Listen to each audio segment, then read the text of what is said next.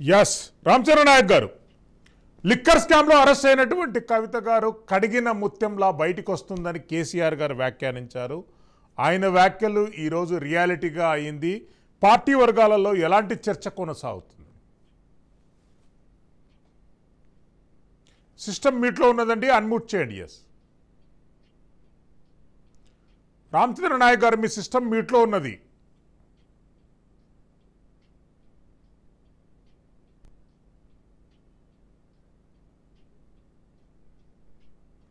Yes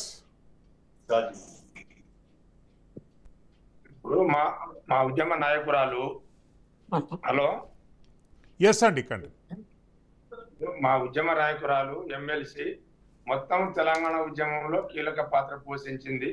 ఆమె మీద ఒక ఆరోపణ అయ్యాలా సరే, కాంగ్రెస్ పార్టీ మిత్రుడు అట్లా మాట్లాడటం అనేది ఆయన విఘ్నతగా వదిలేస్తాను. ఎందుకంటే ఆరోపణ ఉన్నప్పుడు తుది తీర్పు వచ్చిన తర్వాత నేరస్తురాలా కాదా అనేది కోర్టు తేలుస్తుంది. అది నువ్వు నేను తేల్చాల్సింది కాదు. అలాంటి విషయంలో మనం ఎక్కువగా మాట్లాడిన ఉపయోగం లేదు. విషయం ఏమిటంటే ఇవాళ ఆమెకు 164 రోజులు జైల్లో ఈడీ సిబిఐ నిర్బంధించి జ్యుడిషియల్ కస్టడీ పేరుతో ఒక మహిళని కూడా చూడకుండా తిహార్ జైలు అనేక మంది రాజకీయ ఖైదీల్ని అక్కడ ఉంచడం అనేది మన ఆనవాయితీగా చూస్తున్న సందర్భాలే. కానీ బెయిల్ ఇవ్వటంలో కూడా ఉద్దేశపూర్వకంగానే ఆ పేరు తప్పనిసరి పరిస్థితిలో మేము సుప్రీంకోర్టుకు ఆశ్రయించవలసి వచ్చింది. సుప్రీంకోర్టు చాలా స్పష్టంగా, ఎందుకంటే ఛార్జ్ షీట్ దాఖలు చేసిన తర్వాత అన్ని సాక్ష్యాలని ప్రవేశపెట్టిన తర్వాత ఇంకా ఆమెను జైల్లో పెట్టుకొని ఏం చేస్తారు అని చెప్పి ఒక మాట చెప్పే కదా ఇలా బెయిల్ ఇచ్చి విడుదల చేసింది. ఆ తర్వాత వాదనాలు జరిగిన తర్వాత కూడా ఎవరు దోషులో ఎవరు నిర్దోషులో, దీంట్లో సిబిఐది తప్ప, ఈడీది తప్ప, లేదా కవితది తప్ప అనేది మనం చర్చిస్తే అయ్యేది కాదు. ఒకటి మాత్రం నిజం, ఆమె దేశవ్యాప్తంగా ఇవాళ ప్రపంచ వ్యాప్తంగా కూడా తెలంగాణ సంస్కృతిని సాంప్రదాయాల్ని మా తెలంగాణ పండుగ అయిన బతుకమ్మని దేశ విదేశాల్లో తీసుకెళ్లి ప్రచారం చేసి తెలంగాణ యొక్క అస్తిత్వం కోసం పోరాటం చేసిన మహిళ ఇవాళ లిక్కర్ కేసులో కావాలని ఒక మహిళని కూడా చూడకుండా ఇలా బీజేపీ పార్టీకి ఇచ్చిన సంగతి అందరికీ తెలిసిందే. నిజంగా ఇలా మనం అరవింద్ కేజ్రీవాల్ విషయంలో కూడా ఆలోచిద్దాం. మిత్రుడు ఇవాళ ఎన్డీఏలో ఉన్నాడు ఆయన, మనం నర్సయ్య గౌడ్ కూడా ఆలోచించాలి. ఆ కేసులో మరి ఆయనకు ఒక న్యాయం, కవితకు ఒక న్యాయం ఉండదు. ఢిల్లీ లిక్కర్ కేసులో మనీ లాండరింగ్ జరిగిందని ఒక అప్రూవర్ గా చేసిన దాని మీద ఇంతకుముందు కూడా మా కేసీఆర్ గారు చెప్పారు. ఆ గతంలో జరిగిన ఒక కేసు విషయంలో పిఎల్ సంతోష్ మీద ఎప్పుడైతే తెలంగాణ ప్రభుత్వం కేసు పెట్టిందో ఆ రోజు నుంచే ఇక్కడ బీఆర్ఎస్ పార్టీ మీద భారతీయ జనతా పార్టీ సీరియస్ గా మా మీద ఒక కక్ష సాధింపు చర్యగా వేరే ఏ సాధ్యం కేసీఆర్ బిడ్డ అంటే ప్రేమ, ఆయనను మానసికంగా దెబ్బతీయాలి, ఆయనని బాగా ఇబ్బంది పెట్టాలని చెప్పి ఉద్దేశంతో మహిళల్ని ఎంచుకొని ఆ కేసులో ఇరికించారు. తర్వాతనైనా అన్ని సాక్ష్యాధారాలు వాళ్ళు ₹1 కూడా ఇవాళ రికవరీ 100 కోట్ల కుంభకోణంలో ₹1 కూడా రికవరీ చేయలేదు. ఎవరి ద్వారా కూడా సాక్ష్యం రాలేదనే విషయాన్ని చాలా స్పష్టంగా సుప్రీంకోర్టే చెప్పింది. కాబట్టి మా విశ్వాసం, మా కుటుంబ సభ్యురాలు ఇలా రాష్ట్ర వ్యాప్తంగా మేము సంబరపడుతున్నాం. మా 5.5 నెలల తర్వాత బయటికి వచ్చింది. ఎన్నో ఇబ్బందులు పడ్డది. ఒక కేంద్ర ప్రభుత్వం మాకు కావాలని ఇబ్బంది పెట్టిందని చెప్పి ఆ బయట వచ్చిన సందర్భంలో ఏ తండ్రి అయినా సంతోషిస్తాడు, ఏ అన్నైనా సంతోషిస్తాడు. ఆయనను ఆమెను నమ్మే జాగృతి కావచ్చు, పార్టీ శ్రేణులు కావచ్చు, మహిళా లోకం కూడా కవిత ఏం తప్పు చేయలేదన్నది ఇవాళ కాకుండా రేపైనా తేలిన తర్వాత ఆమె కరెక్ట్ అనేది ఈ రాష్ట్రం ఈ ప్రజలే గుర్తిస్తారని నేను ప్రగాఢంగా నమ్ముతున్నాను. ఎస్, బండి సంజయ్ గారు చాలా విచిత్రమైనటువంటి వ్యాఖ్య చేశారు. కేసీఆర్ గారు కవితకు బెయిల్ వచ్చినందుకు కాంగ్రెస్ పార్టీకి థ్యాంక్స్ చెప్పారనే వ్యాఖ్య చేశారు. నర్సయ్య గౌడ్ గారు ఎట్లా స్పందిస్తారు బండి సంజయ్ గారి వ్యాఖ్యల పట్ల? సరే, బండి సంజయ్ గారు ఏం మాట్లాడుతున్నారో కూడా అర్థమైతలే. ఇప్పుడు అంటే మీరు కాంగ్రెస్ పార్టీ హెల్ప్ చేయడంతో, మద్దతు చేయడంతో బెయిల్ వచ్చిందనేటటువంటిది ఆయన ఉద్దేశం. సార్ అదే నాకు అర్థమైంది. నేను అనేది ఏంటంటే ముకుల్ రోహిత్ కి కాంగ్రెస్ పార్టీకి సంబంధం ఉంది కాబట్టి ఆయన వాదించడం వల్ల ఈమెకు బెయిల్ వచ్చింది కాబట్టి కాంగ్రెస్ పార్టీకి థ్యాంక్ చేస్తున్నారని ఆయన చెప్తున్నారు. నేను ఒక విషయం చెప్తున్నా, రఘునందన్ రావు గారు ఎంఐఎం పార్టీకి ఆయనకు బెయిల్ ఇప్పించిండు. మరి ఏమనాలి అప్పుడు? సార్ నేనేమంటున్నా, ఒక అడ్వకేట్ గా, నేను కూడా అడ్వకేట్ని, ఒక అడ్వకేట్ గా ఎవరు మన దగ్గరకు వచ్చినా వాళ్లకు న్యాయ ప్రక్రియలో హెల్ప్ చేస్తారు, వాళ్ళ పని వాళ్ళు చేస్తారు. దానికి దీనికి ఏం లింక్ అండి? ఇప్పుడు శత్రువు కూడా ఒక్కొక్కసారి మన దగ్గరకు వస్తాడు. వచ్చినప్పుడు మన వృత్తిపరమైన ధర్మం మనం చేస్తాం తప్ప దానికి పార్టీ లింక్ కూడా పెట్టుకుంటా పోతే ఇక ఏది కూడా మిగులదు. బట్ నేను ఒకటే అంటున్నా, బండి సంజయ్ గారు ఆయన అదృష్టం మంచిగా ఉంది, ఆయన కేంద్ర మంత్రి అయిండు, కొద్దిగా చూసి మాట్లాడితే మంచిది. ఒకటినే కాంగ్రెస్ పార్టీకి లింక్ చేస్తే ఏందని అడగోలు మాటలా అండి? ఒకటినే అడగోలుగా మాట్లాడితే అదేమన్నా లెక్కకు వస్తుందా? బండి సంజయ్ గారు అంటే చాలా షార్ట్ టైంలో కేంద్ర మంత్రి అయిండు కాబట్టి ఆయనకు అంటే ఇంకా ఆ స్థాయికి తగ్గట్టు మాట్లాడడం రాలేదని అనిపిస్తుంది నాకు. ఎందుకంటే కొంత సంయమనం ఉండాలి. ఉట్టిగానే మాట్లాడితే జనమే పిచ్చోళ్ళు కాదు కదండి. ఓన్లీ బండి సంజయ్ గారికి మాత్రమే తెలివి ఉంది అనుకుంటే ఎట్లా అండి? అంత ఆయన కంటే ఎక్కువ చదువుకున్న వాళ్ళు, ఆయన కంటే మేధావులు, ఆయన కంటే ఎక్కువ రోజులు రాజకీయాలలో ఉన్న వాళ్ళు, అనుభవం ఉన్న వాళ్ళు చాలా మంది ఐఏఎస్ ఆఫీసర్లు, జడ్జిలు చాలా మంది ఉంటారు. ఒట్టిగానే ఒక రన్నింగ్ కామెంట్ వదిలేస్తే ఎట్లానండి? కాంగ్రెస్ పార్టీ ఇప్పించిందని చెప్పడం ఏందండి? అరే ఇక్కడ తెలంగాణలో కాంగ్రెస్ పార్టీకి వ్యతిరేకంగా అంటే రాజకీయంగా వ్యతిరేకంగా ఉన్నది బీఆర్ఎస్ పార్టీ కదా, బీజేపీ ఏం కాదు కదా. అలాంటి బీఆర్ఎస్ పార్టీకి మేమెందుకు హెల్ప్ చేస్తామండి? న్యాయ ప్రక్రియలో భాగంగా మాత్రమే వారికి బెయిల్ వచ్చింది. ఒకవేళ దమ్ము ఉంటే అప్పుడు కూడా అడ్డుకోకపోయిందండి. మీరు ఎట్లా అరెస్ట్ చేశారు కదా, బీజేపీ కదా అరెస్ట్ చేయించింది, బీజేపీ వాళ్ళ ద్వారానే కదా అరెస్ట్ అయింది. వాళ్ళే కదా అరెస్ట్ కాకముందే కవిత అరెస్ట్ అవుతుంది, కవితకి అది ఉంది, కవితకి ఇది ఉందని మొత్తం ఇన్వెస్టిగేషన్ రిపోర్ట్ అంతా చదివారు కదా. బండి సంజయ్ గారు కేంద్ర మంత్రి స్థాయిలో మాట్లాడితే మంచిగా ఉంటది. ఒట్టిగానే ఇంతకు ముందు చాలా కామెంట్లు కూడా ఇట్లాగే చేసిండండి. ఒట్టిగానే మాట్లాడేస్తాడు, అంటే ఇట్లా బట్టగాల్చి మీదేస్తాడు. అది మంచిది కాదు. వారు మంత్రి పదవి వరించింది, దట్టు కేంద్ర హోం మంత్రికి సహాయ మంత్రిగా ఉంది కాబట్టి కొద్దిగా చూసి మాట్లాడితే వారి స్థాయికి తగ్గట్టు మాట్లాడాలి. అంతేగాని కాంగ్రెస్ పార్టీకి థ్యాంక్స్ ఏందండి? బీజేపీ పార్టీకి లోపల థ్యాంక్స్ కాదు, పొర్లు దండాలు పెట్టుకొని ఉంటారు. అది అందరికీ తెలిసిన. నరసయ్య గౌడ్ గారు మళ్ళీ వస్తాను. మనతో పాటు సీనియర్ పొలిటికల్ అనలిస్ట్ డాక్టర్ అందె సత్యం గారు వచ్చారు. అందె సత్యం గారు, కవితకు బెయిల్ తెలంగాణ రాజకీయాలపై ఎలాంటి ప్రభావం చూపెట్టే అవకాశం ఉంది? కవిత రాజకీయాలు తెలంగాణ రాజకీయం మీద ఎలాంటి ప్రభావం చూపెట్టదు. ఎందుకంటే ఏదన్నా స్వాతంత్రోద్యమంలో లేకపోతే మరే ప్రజా ఉద్యమాలను అరెస్ట్ అయితే రిలీజ్ అయినప్పుడు ఆ ప్రభావం ఉంటుంది.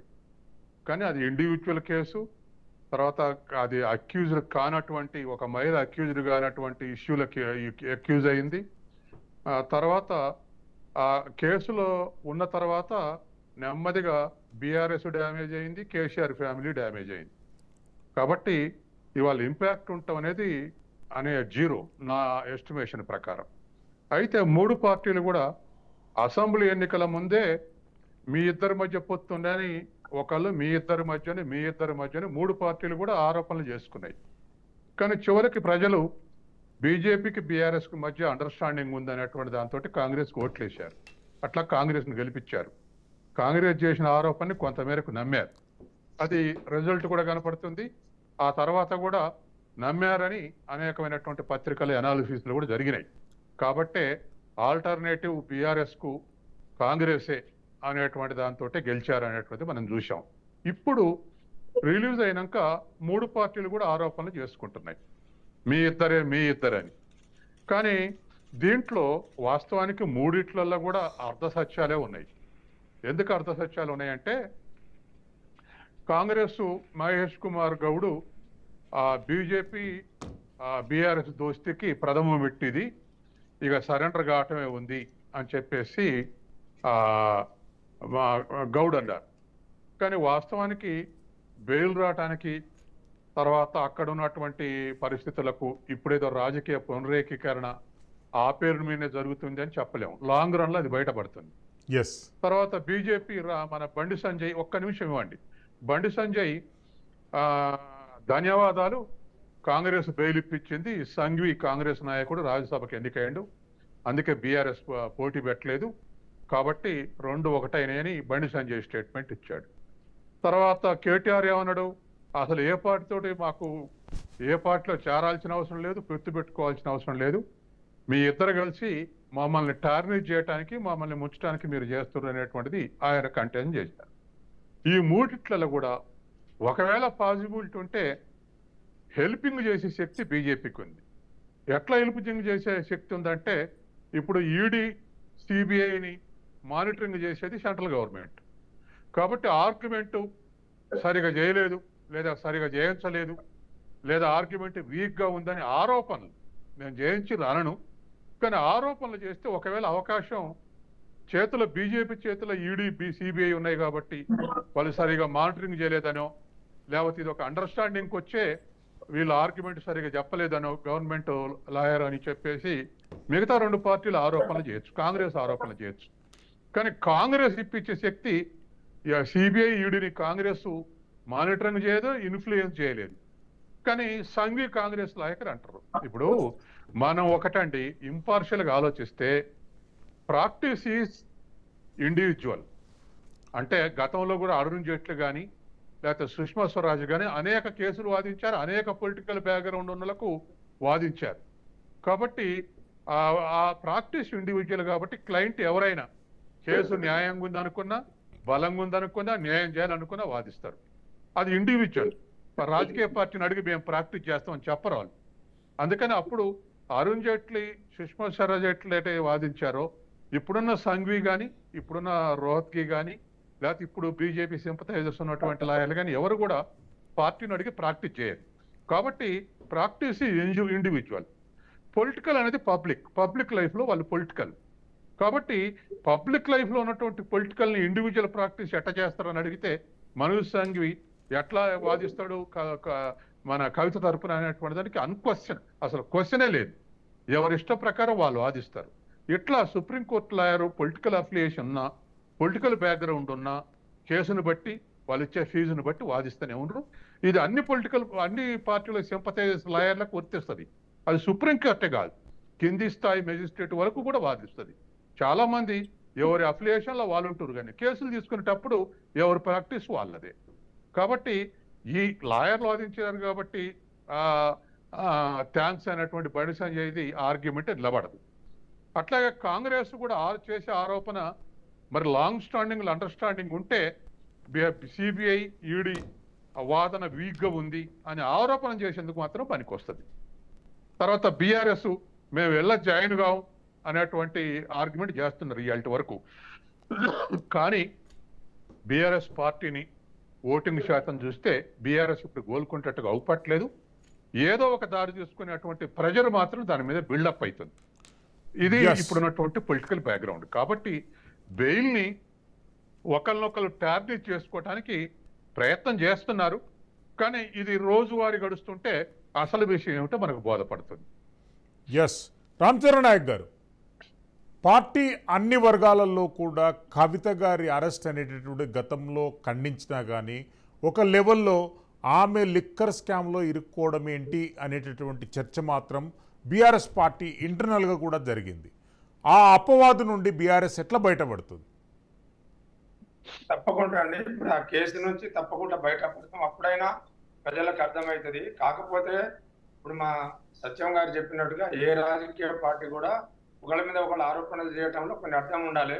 బండి సంజయ్ గారు లాంటి వాడు ఒక కేంద్ర మంత్రిగా ఉండి ఇలా కాంగ్రెస్ కు థ్యాంక్స్ చెప్పారని చెప్పడం అంటే సుప్రీంకోర్టు ఇచ్చిన బెయిల్ తప్ప, ఇది కాంగ్రెస్ పార్టీ బీజేపీ ఇచ్చిన బెయిల్ కాదు. ఒకవేళ ఈడీ సిపిఐ వాళ్ళు ప్రభుత్వ రెవెన్యూ కేసులనే మాకు బెయిల్ దొరికితే ఎవరైనా ఇట్లాంటి ఆరోపణలు చేస్తే నిజమేమో అని అనుకునే అవకాశం ఉంటది. కానీ ఒక మా గత్యంతరం లేని పరిస్థితిలో అత్యున్నతమైన న్యాయస్థానం సుప్రీంకోర్టుకు ఆశ్రయిస్తే ఇవాళ దాదాపుగా ముట్టకాయలు వేసినంత పనిచేసింది. ఒక మహిళ ఛార్జ్ షీట్ దాఖలు చేసి సాక్ష్యాలన్నీ ప్రవేశపెట్టిన తర్వాత కూడా మీరు ఇంకా బెయిల్ వేయకుండా ఎట్ట ఉంచారని చెప్పే కదా చేసింది. ఇంకో విషయం ఏంటంటే విచిత్రంగా ఇలా కమ్యూనిస్ట్ పార్టీలు ఉన్నాయి, కాంగ్రెస్ పార్టీ ఉంది, బీజేపీ, అన్ని పార్టీలు ఉన్నాయి. ఎవరి రాజకీయ పార్టీ ఈ దేశంలో కానీ రాష్ట్రంలో కానీ దాని ఉనికిని కానీ దాని యొక్క పరిస్థితిని నిర్ణయించేది ప్రజలు. అంతిమంగా ప్రజల చేతిలో ఉంటది. ఇవాళ రేవంత్ రెడ్డి గారేమో కేసీఆర్ ని గవర్నర్ చేస్తాడు, కేటీఆర్ ని కేంద్ర మంత్రి చేస్తాడు, కవితని రాజ్యసభ చేస్తుండు, అట్లాగే హరీష్ రావుని ప్రతిపక్ష నాయకుడు అంటాడు. బండి సంజయ్ గారేమో మా కేటీఆర్ కాంగ్రెస్ పార్టీకి అధ్యక్షుడు అవుతారు అంటారు.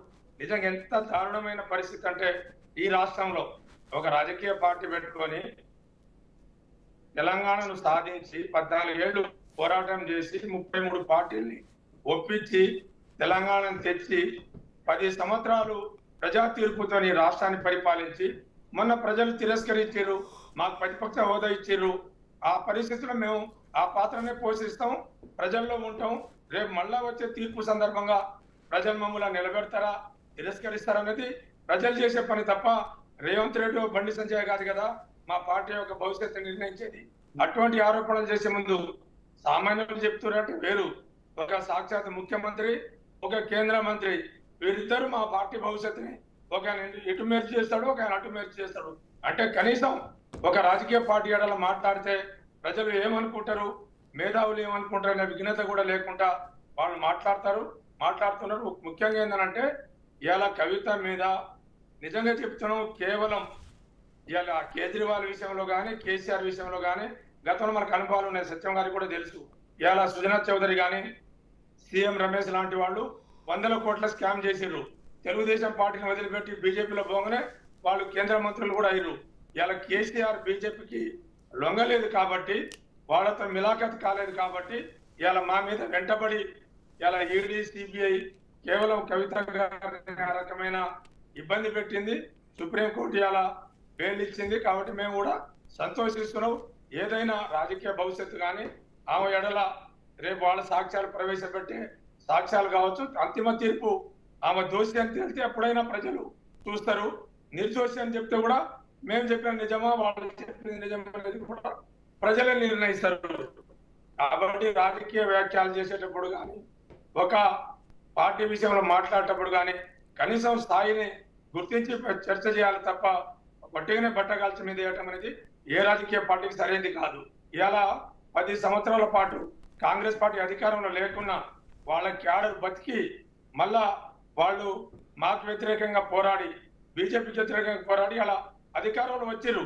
మీరు అధికారంలో వచ్చిన దానికి మీరు మాకంటే ఎక్కువ పనులు చేసి మీరు రుజువు చేసుకోండి, కానీ వట్టిగానే బట్టగాల్చి మీద వేయటం అనేది ఏ రాజకీయ పార్టీకి సరైనది కాదని నా అభిప్రాయం. ఎస్